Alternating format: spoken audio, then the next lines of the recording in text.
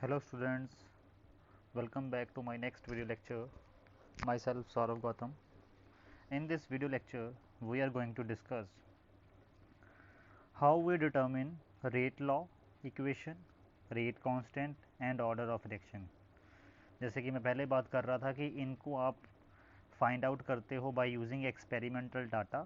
Okay, तो इनको कैसे फाइंड आउट किया जाता है we will discuss in this video. Okay, so the first method for determination of these is graphical method by using graphs. Okay, but this method used when there is only one reactant. जब एक ही reactant है ये तभी method काम में आएगा, otherwise नहीं. अगर एक से ज़्यादा reactant है तो काम में नहीं आएगा. Okay, so as we know that we obtained different graphs depending upon the order of reaction. Order of reaction के अकॉर्डिंग हमारे पास different ग्राफ आता है ना, रेट वर्सेस इनिशियल कंसंट्रेशन का. Okay clear. जैसे हमने पढ़ा था जीरो ऑर्डर के लिए डिफरेंट ग्राफ आता है, फर्स्ट के लिए डिफरेंट आता है, सेकंड के लिए डिफरेंट आएगा. For example rate is equal to k. अगर रेट लॉ इक्वेशन की बात करें for the different order of reactions, zero order reaction के लिए ये है रेट लॉ इक्वेशन, फर्स्ट के लिए ये है, सेकंड के लिए ये है. ओके, तो आपको ग्राफ कैसे देखने को मिलेंगे? ओके, रेट वर्सेस ए का ग्राफ जो है वो ज़ीरो ऑर्डर के लिए रेट जो है वो ए पे डिपेंड नहीं करता, that will be like this. Okay clear.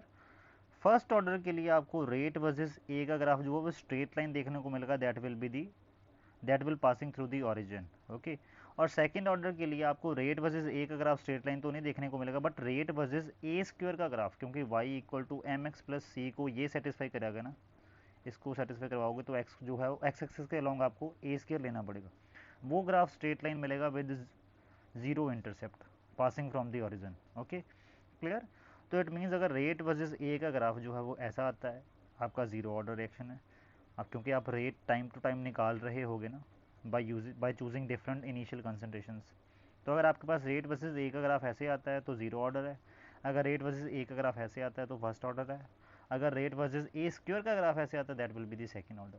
तो ऐसे हम ग्राफ्स का यूज़ करके हम निकालते हैं order of reaction. Okay, order of reaction से आपके पास फिर रेट लॉ कॉन्स्ट इक्वेशन निकल आएगी, रेट कांस्टेंट निकल आएगा, and so many things can be calculated based on that. Okay clear. तो इसमें हमने बस हिट एंड ट्रायल मेथड ये एक तरह से ये कि हमने रेट वर्सेस ए का ग्राफ पुट करके देख लेना है, अगर इन दोनों को सेटिस्फाई किया तो ज़ीरो या फर्स्ट है. अगर रेट वर्सेस ए का ग्राफ स्ट्रेट लाइन इक्वेशन नहीं आ रहा, रेट वर्सेस ए स्क्वायर का करके देखो, अगर वो स्ट्रेट लाइन आ जाए ऐसे passing through the origin, it means वो सेकंड ऑर्डर रिएक्शन है. Okay clear. आगे जो हमारे पास मेथड है उनमें भी कुछ कुछ ग्राफ का ही यूज़ करते हैं हम. Okay, so now this is the question based on this method, graphical method. They said the experimental data for decomposition of N2O5 और ये उसका रिएक्शन है is given at 318 Kelvin like this. तो time okay और concentration of N2O5 multiply by 10⁻², वो ये है. Different time पे इसकी कंसनट्रेशन क्या है N2O5 की, क्लियर, वो ये है. तो what they are saying, first of all they are saying that plot N2O5 concentration against time. ये कंसनट्रेशन है और टाइम के साथ उसको प्लॉट करना है. मतलब इसमें तो आपने क्या करना है, जैसे ये रहा, ये कंसनट्रेशन हो गया, ये टाइम हो गया. यू नो दैट जब टाइम ज़ीरो है तो कंसनट्रेशन कितनी है 1.63, तो यहाँ पे पुट कर दी. ओके, उसके बाद जब टाइम 400 सेकेंड है तब उसके बाद कंसनट्रेशन कितनी है 1.36, वो यहाँ पे पॉइंट आ गया. 800 पे 1.41 है, वो यहाँ पे पॉइंट आ गया.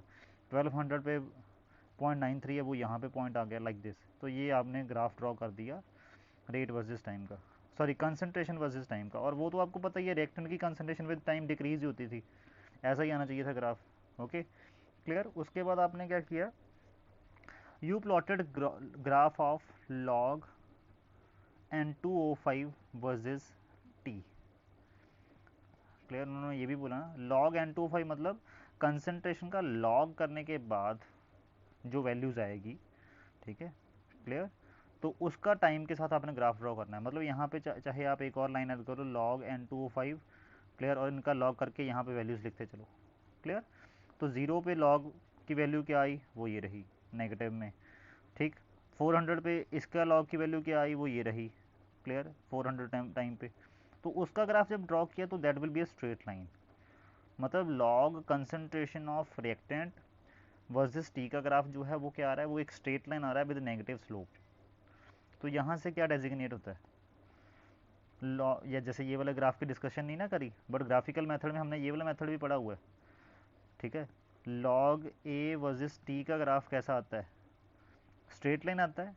कब आता है, for the first order reaction. तो यहाँ से क्या डेजिग्नेट हुआ कि ये जो रिएक्शन हो रही है that is a first order reaction, क्योंकि फर्स्ट ऑर्डर रिएक्शन के केस में ही लॉग ए वर्सेस टी का ग्राफ आपको ऐसे एक्सपेक्ट किया जाता है।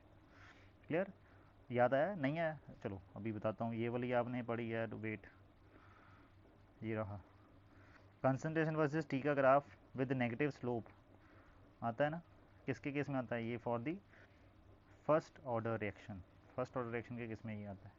क्लियर, तो यहाँ कंसंट्रेशन वर्सेस टी का ग्राफ ऐसा आया, वहाँ से हमने डेजिग्नेट कर लिया, वहाँ से हमने प्रिडिक्ट कर लिया कि वो जो आपके पास रिएक्शन हो रही है that is first order reaction. Okay clear, तो ये वाले ग्राफ ने बता दिया कि this reaction is the first order reaction. हाँ, ये एक तरह का हिट एंड ट्रायल मेथड है। ओके, आपको ग्राफ देखना होता है और ग्राफ को प्रोडिक्ट करना होता है। ओके, कि ये ग्राफ किसकी तरफ इशारा कर रहा है कि कौन सा इक्वेशन है, ठीक है। क्लियर, उसके बाद इसके बाद आपके पास ये भी है कि find the half time period for the reaction, ठीक है। Half time period for the reaction, अब ये पता लग गया फर्स्ट ऑर्डर रिएक्शन है, फर्स्ट ऑर्डर रिएक्शन के लिए टी हाफ का एक्सप्रेशन क्या था, 0.693 डिवाइडेड बाई के। तो अब आप बोलोगे सर के की वैल्यू कहाँ से आएगी, के की वैल्यू कहाँ से आएगी, ये प्लॉट जो है ये वाला, इस प्लॉट की जो स्लोप है वो किसके इक्वल होती है, what is the value of slope for this plot, ठीक है। फर्स्ट ऑर्डर रिएक्शन के लिए इस स्लोप की वैल्यू क्या आती है, माइनस के। ओके, और ये इंटरसेप्ट की वैल्यू क्या आती है, A naught, sorry log A naught. Okay, तो इनिशियल कंसंट्रेशन भी निकल आएगी, लॉग ए नॉट भी निकल आएगा। ओके, और माइनस के बाय 2.303 आएगा, क्योंकि यहाँ पे लॉग बेस 10 वाला है, वो जो ग्राफ है वो उसमें लॉग बेस ई है। ओके क्लियर, तो यहाँ से आपके पास इसकी स्लोप निकल जाएगी। क्लियर, स्लोप कैसे निकालोगे, एक ट्रायंगल बना लो, ये रहा, स्लोप क्या होता है, टेन थीटा, टेन थीटा की वैल्यू क्या होती है, परपेंडिकुलर बाय बेस, ठीक है। तो इस ये वाला, इसकी लेंथ कितनी है 2000, और ये कितना है, ठीक है, वो निकाल लो। तो वहाँ से टेन थीटा आ जाएगा, टेन थीटा ही स्लोप होती है, स्लोप की वैल्यू आ जाएगी, और जो स्लोप की वैल्यू है वही तो माइनस के बाय 2.303 की वैल्यू आई, तो वहाँ से के की वैल्यू निकल आई। जब के की वैल्यू निकल आएगी तो टी हाफ निकाल लोगे, t half for the first order reaction is equal to 6.693 divide by k. Okay, third ये भी हो चुका है। उसके बाद रेट लॉ इक्वेशन क्या बनेगी इसके लिए, rate is equal to k n2O5 raise to power 1। Calculate rate constant k, वो हमने अभी इसी स्लोप से निकाल लेना है, इसकी स्लोप से निकाल लेना है। Okay, calculate the half period from K and compare it with 2। Okay okay, इस इक्वेशन के लिए हाफ लाइफ टाइम निकालने के लिए वैसे भी तो आप निकाल सकते हो हाफ लाइफ टाइम। इसकी इनिशियल कंसंट्रेशन कितनी है 1.63, हाफ का मतलब कितना होगा 0.815, 0.815 कितने टाइम में होगी, ये 0.78 हुई है 1600 सेकेंड में, बस इतना की है इसका half life. Okay clear, time taken by यही हो गया, 1600 से थोड़ा पीछे होगा। क्लियर, या इस ग्राफ से निकाल लो हाफ लाइफ, जैसे यहाँ से कितनी बनती थी, इसका हाफ कितना बनता है 0.815, 0.815 के लिए क्या टाइम आएगा, इसके कॉरस्पॉन्डिंग टाइम देख लो लाइक दिस, ठीक है। ग्राफ से, ये ग्राफ से ही पता लगेगा, you have to take a graph. Okay, तो ये आ गई आपके पास हाफ लाइफ, इनिशियल कंसंट्रेशन इतनी है, हाफ लाइफ कंसंट्रेशन इतनी है, कितना टाइम लगा टू रिड्यूस टू दिस, इस कंसंट्रेशन के लिए देख लो कॉरस्पॉन्डिंग टाइम, वो आ जाएगा 1440 सेकेंड। और बाय फार्मूला कैलकुलेट करके देख लो, जो मैंने अभी बताया, t half is equal to 0.693 divide by k, वहाँ से भी आ जाएगा। ठीक है क्लियर, तो वो डाटा ऑटोमेटिकली सेटिस्फाई करना शुरू हो जाएगा टू दी कैलकुलेटेड इक्वेशंस। तो वहाँ से आप पता लगा लोगे कि आपके पास जो गिवन रिएक्शन है that is what is the order of that particular reaction. Okay, तो ये था ग्राफिकल मेथड, ग्राफ को यूज़ करके हिट एंड ट्रायल लगाओ, जिसके ग्राफ के साथ मैचिंग हो जाती है ओके वही उसका ऑर्डर ऑफ रिएक्शन है, और वहाँ से आपके पास बाकी सारा डाटा निकल आएगा। Okay clear, and next is this method, initial rate method, and this is very important method. This method can be used irrespective of the number of reactants. जितने भी number of reactants हों, इसमें कोई limitation नहीं है कि एक ही reactant होना चाहिए, ठीक है. If you have 3 reactants, then you can also use this method. It is called as the initial rate method, ठीक है. In this method, we observe order of reaction with respect to different reactants by observing the change of rate of reaction that occur due to change of concentration of reactant. नहीं समझ लगी अभी तक, है ना. Clear. जैसे मान लो हमने order of reaction with respect to A निकालना है, तो हम क्या करेंगे, we will change the concentration of A only. हम ए की कंसंट्रेशन चेंज करेंगे, बी और सी की कंसंट्रेशन चेंज नहीं करेंगे. और ए की कंसंट्रेशन चेंज होने से, जैसे मान लो ए की कंसंट्रेशन आपने डबल करी, पहले मान लो ए थी, अब आपने 2A कर दी. क्लियर. हम देखेंगे कि जब ए की कंसंट्रेशन ए थी तब रेट ऑफ रिएक्शन की वैल्यू क्या थी, वो हमारे पास एक्सपेरिमेंटली अवेलेबल होती है. जब हमने 2A कर दी तब रेट ऑफ रिएक्शन की वैल्यू क्या हो गई. क्लियर. तो यहाँ से आप इसको डबल करने से इसमें क्या फ़र्क आया, वहाँ से आप कैलकुलेट कर लोगे कि order of fraction with respect to A कितना है, अल्फ़ा की वैल्यू क्या है, वो निकल आएगी. सिमिलरली अब हम क्या करेंगे, उसके बाद हम बी की कंसंट्रेशन चेंज करेंगे, ए और सी को कांस्टेंट रखेंगे, इसकी कंसंट्रेशन चेंज नहीं करेंगे. तब हम देख लेंगे कि rate of reaction order of reaction with respect to B कितना है, ये बीटा क्या है, वो कैलकुलेट कर लेंगे. सिमिलरली हम उसके बाद क्या करेंगे, सी की कंसंट्रेशन चेंज करेंगे, ए और बी को कांस्टेंट रखेंगे, तब हमारे पास आ जाएगा कि order of fraction with respect to C कितना है, ये गामा आ जाएगा. ठीक है. तो ऐसे आपके पास order of fraction with respect to C, B और ए आ जाएगा, और ओवरऑल ऑर्डर की वैल्यू क्या होगी, alpha plus beta plus gamma. तीनों का जो ऑर्डर ऑफ फ्रैक्शन है उसको सम कर दो, that will be the overall order. ठीक है. इस मेथड में ऐसे किया जाता है, and this is very important method. तो हम इसके 2-3 न्यूमेरिकल और ट्राई करेंगे. Clear. The following rate data were obtained at 300 Kelvin for the following reactions. इस रिएक्शन के लिए आपके पास ये डाटा ऑब्टेन किया गया है. ठीक है. एक्सपेरिमेंट 1 में क्या किया, ए इतने कंसंट्रेशन ली, बी की इतनी कंसंट्रेशन ली, और उसका जो रेट ऑफ रिएक्शन आया वो ये है. एक्सपेरिमेंट 2 में ए की ये कंसंट्रेशन ली, बी की ये वाली कंसंट्रेशन ली, तो तब रेट ऑफ रिएक्शन ये आया. थर्ड में ये और ये और ये आया. फोर्थ में 0.4, ये 0.1, ये वैल्यू आ गई. ठीक है. क्लियर. अब हमें दिख रहा है एक्सपेरिमेंट, अगर हम बात करें एक्सपेरिमेंट 1 और 4 की, इसमें ए की कंसंट्रेशन 0.1 है और फोर्थ में ए की कंसंट्रेशन 0.4 है. बट बी की कंसंट्रेशन इसमें फर्स्ट और फोर्थ में 0.1 ही रही, बी की कंसंट्रेशन चेंज नहीं हुई. इट मीन्स एक्सपेरिमेंट 1 और एक्सपेरिमेंट 4 में ए की कंसंट्रेशन को तो 4 टाइम किया गया, और जो रेट है, अगर हम रेट की बात करें तो रेट में क्या फ़र्क आया. अब आप ध्यान से देखो, 6.02 इंटू 10⁻³ से 2.4 इंटू 10⁻² हो गया, 4 टाइम्स हो गया. इसको 4 टाइम करने पे ये भी 4 टाइम हो रहा है rate of fraction when b is constant. It means rate जो है, यहाँ से क्या निकल के आया कि रेट जो है दैट इज़ इक्वल टू ए की पावर 1 है. तभी जितना ए की कंसनट्रेशन चेंज होती है उसकी पावर 1. ठीक है. अगर इसको 4 टाइम्स किया तो जो रेट है वो भी 4 टाइम्स हो रहा है. ओके. क्लियर. तो यहाँ से पता लग गया कि ए की पावर 1 है, मतलब order of fraction with respect to A कितना है, 1 है. ओके. अब एक्सपेरिमेंट 2 और 3 की अगर बात करें तो इसमें क्या किया हमने, ए को कांस्टेंट रखा है, बी को डबल किए. ओके. 2 और 3 में ए कांस्टेंट रहा, बी को डबल कर दिया, और बी को डबल करने से ये जो रेट ऑफ फ्रैक्शन पे क्या फ़र्क पड़ रहा है, 7.2 इंटू 10⁻² से 2.88 इंटू 10⁻1 हो गया. 4 टाइम्स हो रहा है. इसको डबल करने पे ये 4 टाइम्स हो रहा है. इट मीन्स 2 की पावर 2 हुई होगी पक्का. ठीक है. Rate is equal to b की पावर 2 होगा, तभी तो जब इसको डबल किया, जब उसकी पावर 2 करी तो 4 बी स्क्वेयर आ गया. ये बी स्क्वेयर क्या है, इनिशियल रेट. तो इट मीन्स जो नया रेट आएगा, rate dash, that will be equal to 4 times of पुराना रेट. ओके. क्लियर. तो यहाँ से पता लग गया कि order of fraction with respect to B कितना है, दैट इज़ 2. ठीक. क्लियर. तो यहाँ से ये आ गया कि rate of fraction is directly proportional to a raised to power 1 and rate of fraction is directly proportional to b square.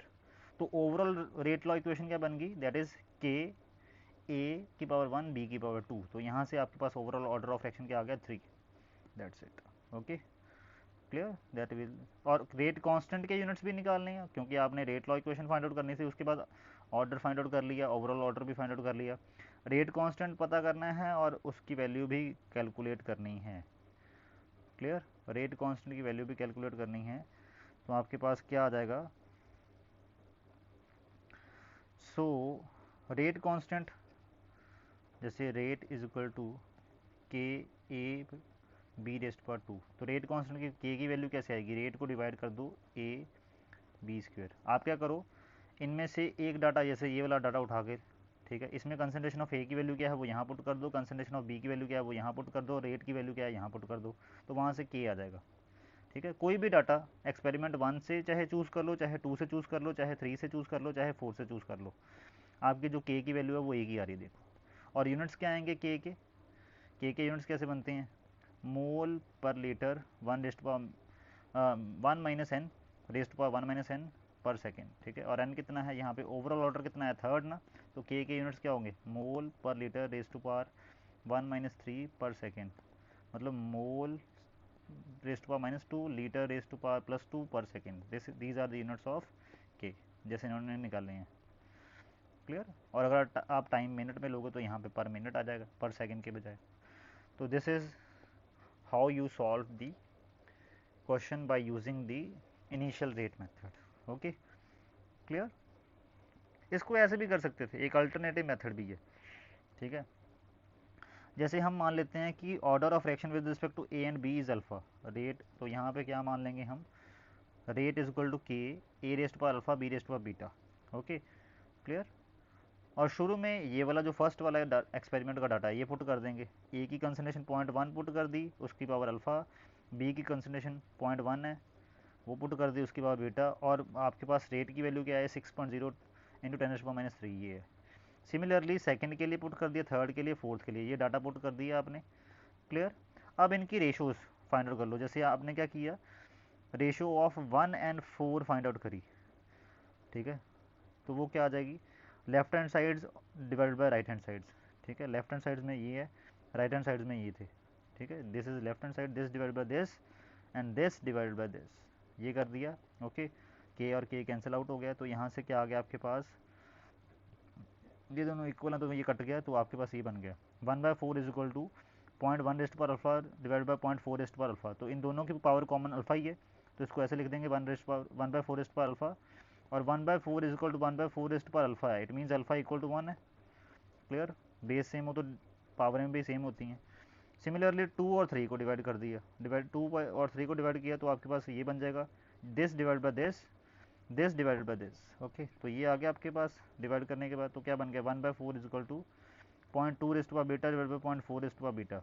Clear, तो यहाँ से क्या आ गया 1/4 equal to 1/2 rest power beta, और 1/4 means 1/2 rest power square. Okay, तो it means beta is equal to 2, क्योंकि base same है तो पावरें भी सेम होंगी, बीटा इक्वल टू 2 आ गया। तो this is also the method to do it. Okay, otherwise वैसे आप बिना, अगर ऐसे आपके पास अवेलेबल है कि 2 एक्सपेरिमेंट ऐसे अवेलेबल हैं जिनमें बी कांस्टेंट रह रहा है, और 2 ऐसे अवेलेबल हैं जिनमें ए कांस्टेंट रह रहा है, तो आप ऐसे बिना ऐसे सिंपली फाइंड आउट भी कर सकते हो, ऐसे रेशियो निकालने की ज़रूरत नहीं है। ठीक है, क्लियर। जैसे एक और क्वेश्चन है, इसमें आपके पास 3 डाटा ही अवेलेबल हैं, एक ये डाटा अवेलेबल है, एक ये डाटा अवेलेबल है, एक ये डाटा अवेलेबल है इस रिएक्शन के लिए। ए की कंसनट्रेशन, बी की कंसनट्रेशन और रेट ऑफ रिएक्शन की क्या वैल्यू आ रही है वो ये गिवन है। इसमें 3 डाटा अवेलेबल है, तो इसमें आपको रेशियो वाला मेथड ही लगाना पड़ेगा, इसमें ऐसे नहीं निकलेगा। ठीक है, क्लियर। जैसे इसमें अगर हम बात करें, this is the data first, data second, data third. Okay, clear. इसमें मैं पेन का यूज़ करता हूँ, this is first, oh wait wait wait wait wait, first, second, third. Okay, तो फर्स्ट में देखो ए की कंसनट्रेशन 0.20 ली है, बी की कंसनट्रेशन 0.3 ली है, तब आपके पास रेट ऑफ रिएक्शन की वैल्यू क्या आ रही है 5.07 इंटू 10⁻⁵। सेकेंड में 0.20, मतलब ए कांस्टेंट रखा है, बी जो है वो 0.1 कर दिया। ठीक है, तो ये आपके पास वैल्यू वही रही, इट मीन्स बी की कंसनट्रेशन, या इसमें फर्स्ट और सेकंड में क्या हुआ, ए की कंसनट्रेशन तो वही रही, बी की कंसनट्रेशन सेम रखने पे क्या हुआ, बी की कंसनट्रेशन बी की कंसनट्रेशन चेंज करने पे रेट ऑफ एक्शन की वैल्यू चेंज नहीं हुई, इट मीन्स बी के रिस्पेक्ट में ऑर्डर क्या है 0, वैसे ही पता लग जा रहा है। ठीक है, क्लियर। अब थर्ड में क्या हुआ, ए की कंसनट्रेशन जो है वो भी चेंज है और बी की कंसनट्रेशन भी चेंज है, बट बी के रिस्पेक्ट में तो ऑर्डर है ही 0। ठीक है, तो इसमें इसका कंपैरिजन किसी के साथ भी कर लो। ओके, तो हम ऐसे करेंगे, कंपैरिजन करेंगे इसके साथ, ए फर्स्ट और थर्ड का कंपैरिजन करो, बी के रिस्पेक्ट में 0 है तो बी की कंसनट्रेशन चेंज हो चाहे ना हो कोई फ़र्क नहीं पड़ता।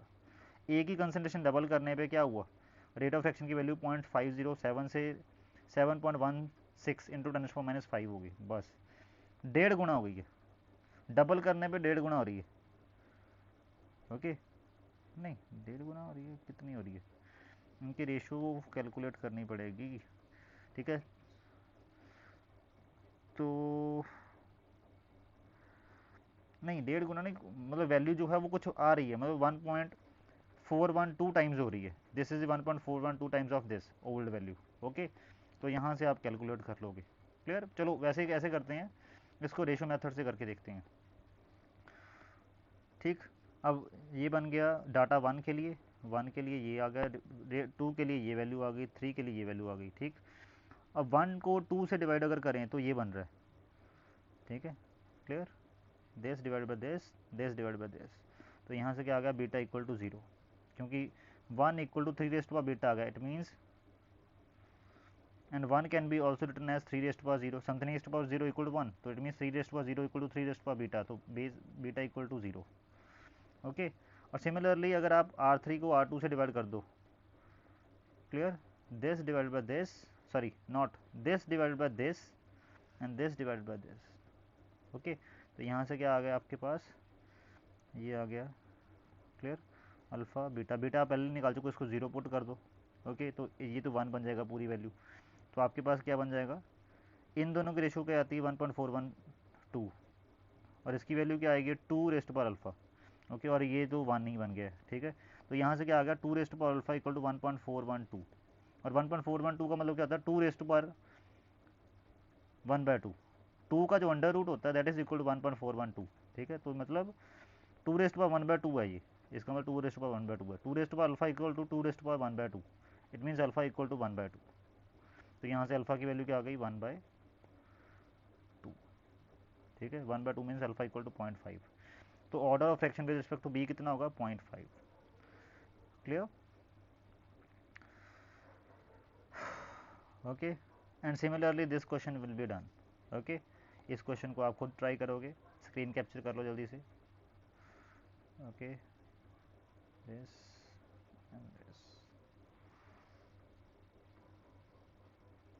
And the third method which we can use is integrated rate law method. ये भी एक तरह से ग्राफिकल मेथड की तरह ही काम करता है, used for if only 1 reactant is there. इसमें भी एक रिएक्टेंट चाहिए, क्योंकि 10+2 लेवल तक एक रिएक्टेंट वाले ही आपके पास integrated rate law equations available हैं, या आप उनको ही निकालते हो। 2 और 3 वालों के लिए आप इंटीग्रेटेड रेट लॉ इक्वेशन नहीं निकालते 10+2 लेवल तक। ठीक है so in this method integrated rate law equations are used, हम इंटीग्रेटेड रेट लॉ इक्वेशंस को यूज़ करते हैं। फॉर एग्जांपल अगर 0 ऑर्डर रिएक्शन हुआ तो आप ये वाली integrated rate law equation use करते हो, जो कि आपको पता है यही निकलती है।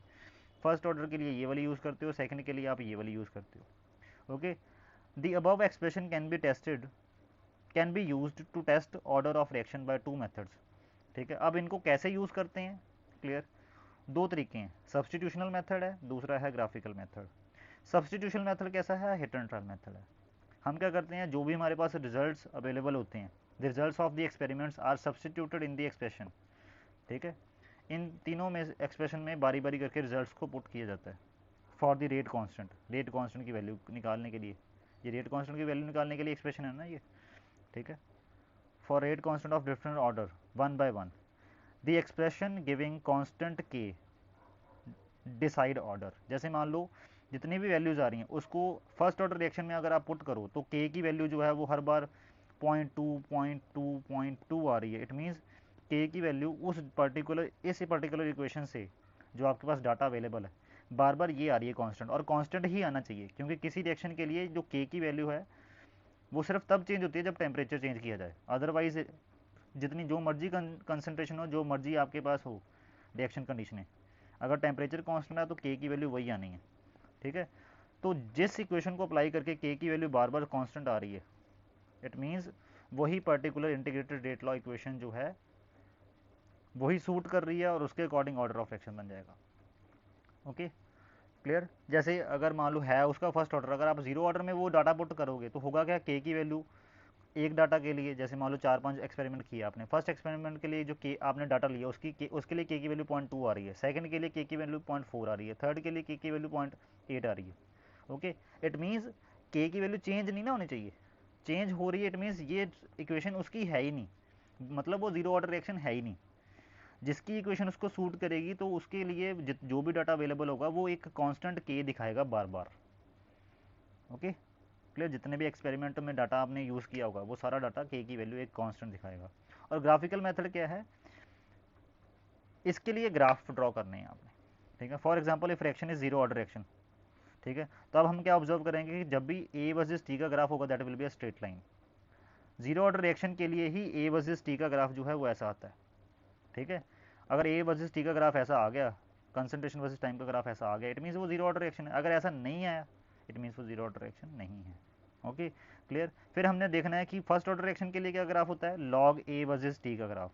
लॉग ए वर्सेस टी का ग्राफ अगर ऐसा आ गया इट मीन्स वो फर्स्ट ऑर्डर रिएक्शन है, अगर बात नहीं आ रहा इट मीन्स वो फर्स्ट ऑर्डर रिएक्शन नहीं है। सिमिलरली सेकेंड ऑर्डर रिएक्शन के लिए क्या होता है, सेकेंड ऑर्डर रिएक्शन के लिए जो रेट लॉ इक्वेशन बनती है वो बनती है 1/a minus 1/a0 is equal to KT, ये बनती है इंटीग्रेटेड रेट लॉ इक्वेशन, ठीक है, ये बनती है। क्लियर। तो इसके लिए 1/a वर्सेस टी का ग्राफ जो होता है वो आता है straight line with positive slope and intercept value 1/a0, okay, क्योंकि ये उधर चला जाएगा। क्लियर। तो it means second order reaction के लिए अगर हुआ तो 1/a वर्सेस टी का ग्राफ ऐसा आना चाहिए। अगर ऐसा आ गया 1/a वर्सेस टी का ग्राफ प्लॉट करके देखना पड़ेगा। Okay clear. तो वहाँ से आपके पास अगर ऐसा ग्राफ बन रहा है इट मीन्स वो सेकंड ऑर्डर रिएक्शन है। ये भी हिट एंड ट्रायल मेथड पे ही वर्क करता है। जितने भी मेथड्स हैं आपके पास मोस्टली 99% मेथड वो हिट एंड ट्रायल वाले ही हैं।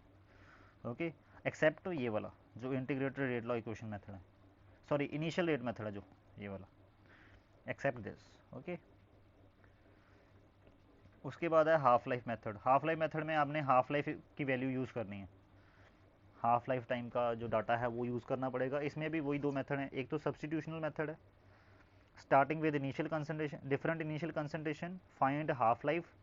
डिफरेंट इनिशियल कंसंट्रेशन के लिए क्या हाफ लाइफ की वैल्यू आ रही है उसके अकॉर्डिंग आप पता लगाओगे। Then from rate calculated, then from ratio calculate करो उसके बाद then you will get order. Okay for example हमें पता है हाफ लाइफ जो होती है वो डायरेक्टली प्रोपोर्शनल होती है a0 raised power 1/n 1 minus n sorry, where n is the order of reaction. Okay clear. तो it means half life first initial concentration जब आपने 1 ली a0 1, ठीक है, that will be equal to this and half life second, इन दोनों की ratio ये आ गई आपके पास। Okay clear. तो यहाँ से आपने ऑब्जर्व कर लेना है, यहाँ से आपने एन को कैलकुलेट कर लेना है। This is the substitutional method. Okay graphical method में भी आप क्या ऑब्जर्व करोगे, टी हाफ वर्सेज a0 का ग्राफ जो है वो लाइक दिस आता है अगर जीरो ऑर्डर रिएक्शन हो। फर्स्ट ऑर्डर के लिए तो इनिशियल कंसंट्रेशन पे कोई डिपेंडेंस होती नहीं है तो आपके पास ऐसा आता है। और सेकंड के लिए टी हाफ वर्सेज 1/a0 का ग्राफ जो है 1/a0 का, a0 का नहीं 1/a0 का ग्राफ जो है वो ऐसे आता है straight line with zero intercept and positive slope. Clear. तो ग्राफ ड्रॉ करके देख लो। Okay clear. so this is the method in which half life data is used. Okay and the last method is Ostwald isolation method. Ostwald isolation method जो है कुछ कुछ initial rate method जैसा ही है। okay clear. this method used when there are number of reactants, ये भी तब use होता है जब number of reactants हों। all reactants except one is taken in excess, एक को छोड़ के जितने भी आपके पास रिएक्टेंट है उनको आपने एक्सेस में ले लेना है सो दैट जो रेट ऑफ रिएक्शन की टोटली डिपेंडेंस उस पर्टिकुलर एक पे हो जाए, बाकियों पे डिपेंड करना बंद कर जाए। जो एक्सेस में ले लिए उन पे डिपेंडेंस बंद हो जाएगी, उनको थोड़ा बहुत कम कर भी दोगे तो भी रेट ऑफ रिएक्शन पे कोई फर्क नहीं पड़ेगा क्योंकि वो तो एक्सेस में है, उनकी थोड़ी बहुत कंसंट्रेशन चेंज करने से भी कोई फर्क नहीं पड़ेगा। Okay clear. Will have no dependence on them. Then we note how change in concentration of this reactant vary the rate. Okay कि उससे रेट कैसे वेरी किया और then we find order of reaction with respect to that, और उस data को use करके हम order of reaction find out कर लेंगे and we will repeat this process for the others. ठीक है क्लियर। जैसे आपके पास अगर ये रिएक्शन है तो हम क्या करेंगे, रेट इक्वल टू जो के ए रेस्ट पर अल्फा आएगा जब बी और सी को आपने एक्सेस लिया होगा तो यहाँ से अल्फा निकल आएगा। Okay clear. दो एक्सपेरिमेंट करोगे, ठीक है, रेट 1 जब आपने कंसनट्रेशन A0 ली है, रेट 2 जब आपने कंसनट्रेशन A02 ली है। Okay clear. तो वहाँ से आपके पास अल्फ़ा निकल आएगा। ओके, सिमिलरली जब ए और सी को एक्सेस लोगे तो आपके पास बीटा निकल आएगा, और सिमिलरली अगर आप ए और बी को एक्सेस लोगे तो आपके पास गामा निकल आएगा, which is the order of fraction with respect to C. तो अल्फ़ा बीटा गामा कैलकुलेट करके ओवरऑल ऑर्डर आप निकाल लोगे तीनों का सम निकाल के। ठीक है, क्लियर। उसमें क्या करते हैं, जो आपने ये वाला मेथड किया इनिशियल रेट मेथड, ओके, इसमें आप क्या करते हो, इसमें आप एक्सेस में नहीं करते, बी और सी को कांस्टेंट सेट कर देते हैं जब आपने ए की कंसंट्रेशन चेंज करनी है। इसमें हम क्या कर रहे हैं, ठीक है, इसमें भी एक तरह से हम क्या कर रहे हैं, जो बी और सी है उसको एक्सेस में कर दे रहे हैं। ठीक है, उससे क्या होगा, बी और सी की थोड़ी बहुत कंसंट्रेशन चेंज भी हो जाएगी तो भी रिएक्शन पे कोई फ़र्क नहीं पड़ेगा बी और सी की वजह से। तो वो सारा का सारा जो फ़र्क पड़ रहा है वो ए की वजह से पड़ रहा है, तो वहाँ से आप बाय कैलकुलेटिंग रेशोज़ ये अल्फ़ा की वैल्यू निकाल लोगे। सिमिलरली फॉर इसके और इसके लिए, तो ऑस्टवॉल आइसोलेशन मेथड और इनिशियल रेट मेथड जो है वो कुछ कुछ सेम से ही हैं। Okay, clear. So okay students, so this was the method to calculate order of action to find rate law equation. Okay, so I hope आपको समझ आया होगा. So we will meet in the next video. Till then, thank you.